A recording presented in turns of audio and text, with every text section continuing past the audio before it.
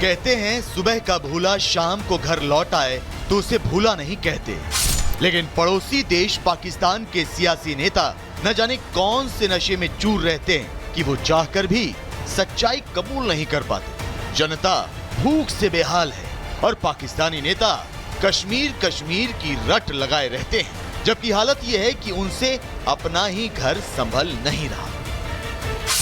आप देख सकते हैं अवाम इस वक्त पे दब गई है। नाज़रीन किराम, पंजाब पुलिस को देखें, पंजाब पुलिस भाग रही है। नाज़रीन किराम, आप देख सकते हैं पंजाब पुलिस भाग गई है। नाज़रीन किराम, पत्थरों की बारिश हो रही है पंजाब पुलिस के बलवाइयों पर, जिन्होंने इतने साल तक जुल्म किया। आप देख सकते हैं नाज़रीन किराम, ये नाज़रीन किराम आप देख सकते हैं, हम नहीं छोड़ेंगे इनको, ये काफिरों का साथ दे रहे हैं। तस्वीरें पाकिस्तान की हैं, जहां जनता ही पाकिस्तान की पुलिस को दौड़ा दौड़ा कर पीट रही है। पुलिस आगे आगे और जनता पीछे पीछे। ये तस्वीरें एक्सक्लूसिव तौर पर पाकिस्तान में ही देखने को मिलती हैं। अब इस तस्वीर के पीछे क्या कहानी है, इसकी डिटेल में तो फिलहाल नहीं जाएंगे, लेकिन पाकिस्तान में ऐसी तस्वीरें आम हैं। अब इन तस्वीरों को ही देख लीजिए। रावलपिंडी में पीटीआई समर्थकों और पुलिस के बीच ऐसी झड़पें देखने को मिल रही हैं मानो वहां गृह युद्ध छिड़ गया हो। ये तस्वीरें पाकिस्तान के अटक रोड और मुर्री रोड की हैं, जिसके बाद वहां बवाल ऐसा भड़का कि पूरा शहर अंधकार में डूब गया। हालांकि पाकिस्तान का भविष्य ऐसा ही है और पाकिस्तान जिस राह पर चल रहा है, वक्त वक्त पर दुनिया के अलग अलग देश उसे ये एहसास कराते रहते हैं। अब पाकिस्तान के पीएम शहबाज शरीफ के अमेरिका दौरे को ही ले लीजिए। अमेरिका में उतरते ही पाकिस्तान के पीएम शहबाज शरीफ की ऐसी बेइज्जती हुई कि आम पाकिस्तानी भी शर्म से लाल हुए, लेकिन शहबाज को शर्म नहीं। तो पाकिस्तान का प्राइम मिनिस्टर अगर कहीं गया है तो उसको आगे से वेलकम नहीं किया गया, तो ये पूरी कौम के लिए एक शर्मनाक बात है। और इसको आप इंडिविजुअली ना देखें कि शहबाज शरीफ जलील हो गया। शर्म वाली कैसे बात है? जो बंदा अवाम के वोटों से ही नहीं आया, जो चोर डकैती कर कर आया है, जिसके पास ना मैंडेट है, अवाम उसको गालियां देती है, अवाम उसको कहती है बूट पॉलिश कहती है, मतलब उसकी पाकिस्तान में इज्जत नहीं है, बाहर की इज्जत करेगा कोई? अमेरिका में जहां पीएम मोदी का रेड कारपेट वेलकम हुआ, उनकी वैश्विक कूटनीति की सराहना की गई, तो वहीं पाकिस्तान के प्रधानमंत्री शहबाज शरीफ को वहां कोई पूछने वाला भी नसीब नहीं। हालांकि शहबाज वहां भी पैसों के लालच में ही गए थे, लेकिन यूएन के मंच तक पहुंचने से पहले ही अमेरिका में हुई बेइज्जती देखकर जनता समझ गई कि शहबाज चाहे जितनी ही शेखी बघार ले, उनकी दुनिया में 2 कौड़ी की भी इज्जत नहीं। पाकिस्तान की तो बिल्कुल वैल्यू ही नहीं है। पाकिस्तान को तो कहीं पर कुछ माना ही नहीं जाता है, क्योंकि हमारे हुक्मरान हमारी आवाज उठा के राजी नहीं है। क्या वैल्यू होगी भाई? जंग लग गया होगा किसको? हमारी एटम बम को, और क्या होना है? खिलाफ बोलना है तो अभी सारे बोलेंगे कि हाँ भाई जंग करेंगे, कश्मीर ले लेंगे। क्या ले लेंगे उनसे? कश्मीर मेरी जानिए कि उनसे एक अमरूद नहीं ले सकते, कश्मीर तो बड़ी दूर की बात है यार। जब हमारा इमेज अपनी कंट्री में ठीक होगा तो बाहर वाले लोग जो हमें एक्सेप्ट करेंगे। ठीक है, जब तक हम अपना इमेज यहाँ पे ठीक नहीं करेंगे, हमें दुनिया की कोई भी कंट्री हमें एक्सेप्ट नहीं करेगी। जो बात आम पाकिस्तानी समझते हैं, वो बात पाकिस्तान के नेताओं और वहां की सेना को क्यों समझ में नहीं आ रही? ये सवाल वहां की जनता के समझ से परे है। हालांकि पाकिस्तान का बुद्धिजीवी वर्ग पाकिस्तानी सेना और नेताओं के गठजोड़ को अच्छे से समझ चुका है, जिसके चलते वहां सवाल उठाए जाने लगे। लेकिन हैरत यह है कि जिस मुद्दे पर भारत यूएन के मंच पर बार बार पाकिस्तान को नंगा कर चुका है, उसे पाकिस्तान मानने को तैयार ही नहीं। So let me make India's position. मैं भारत की स्थिति बिल्कुल स्पष्ट कर दूं।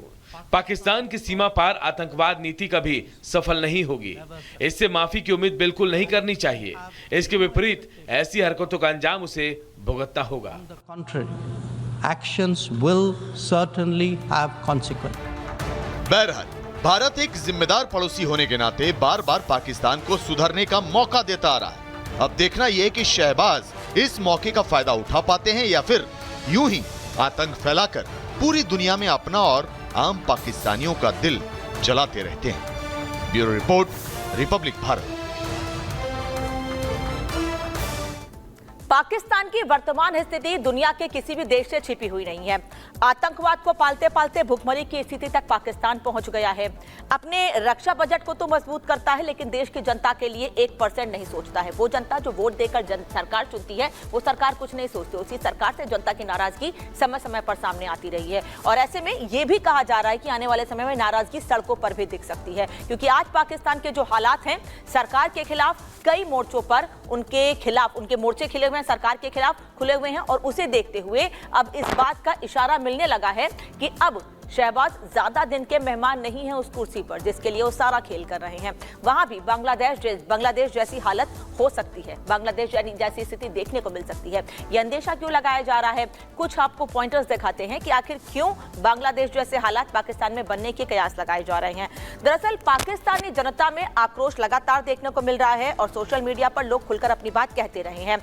गरीबी कुशासन के खिलाफ गुस्सा सड़कों पर दिखा है, सरकार के खिलाफ लामबंद हो रही है वहां की आवाम। साथ ही शहबाज पर विपक्ष खत्म करने का भी आरोप लगा है, क्योंकि इमरान खान को जेल में डाल दिया गया है। इमरान खान को जेल में डालने से लोगों में नाराजगी सामने आ रही है। शेख हसीना पर भी कुछ ऐसे ही आरोप लगे थे, जिसके बाद लोग सड़कों पर उतरे थे।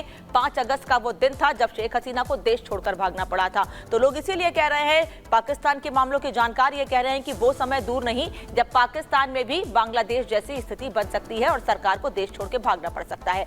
पाकिस्तानी हुकूमत और वहां के मौजूदा हालात को लेकर आम पाकिस्तानी क्या सोचते हैं, ये भी सुन लीजिए जरा, क्योंकि सुनकर आपको हैरानी तो नहीं होगी, क्योंकि अलग अलग समय पर हम आपको सुनाते रहे हैं। भारतीय विदेश मंत्री डॉक्टर एस जयशंकर ने यूएन के मंच से कहा है कि पाकिस्तान अपने कर्मों की सजा भुगत रहा है और जनता का मिजाज क्या है ये भी देख लीजिए।